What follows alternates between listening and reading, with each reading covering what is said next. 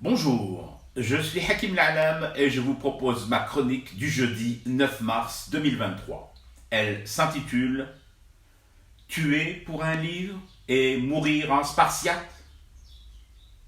Voiture, moins de 3 ans, neuve, d'occasion, compteur bricolé, Safia, moteur thermique au plus si affinité, huile, semoule, lait, financement des clubs professionnels, nationalité sportive d'un binational qui passe son temps à minauder avant de se décider ou pas pour les verts, transfert de gamins prépubères à coups de milliards, électroménager à crédit, allocation chômage, parkinger, plagiste, star à la vie artistique aussi longue que celle d'un coquelicot atterrissant dans leur jet privé sur un tarmac désédien et accueillis les bras ouverts et le bisou baveux en bandoulière par des wellies tout fiers de poser en selfie à leur côté.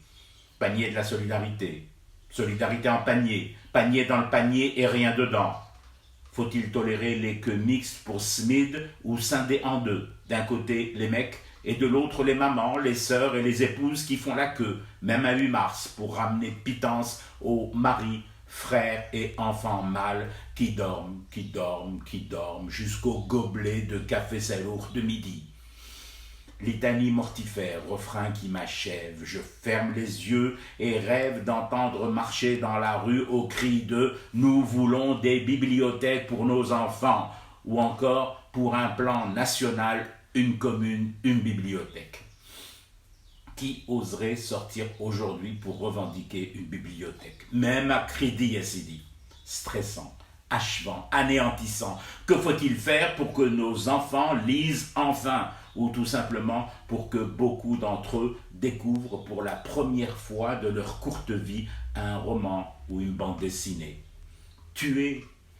Quelle tête tirerait un juge devant qui on traduirait une femme ou un homme accusé de meurtre, d'homicide pour défaut de bibliothèque dans son hameau? Non, impensable. Ça ne rentre pas dans les canons, ce genre de violence.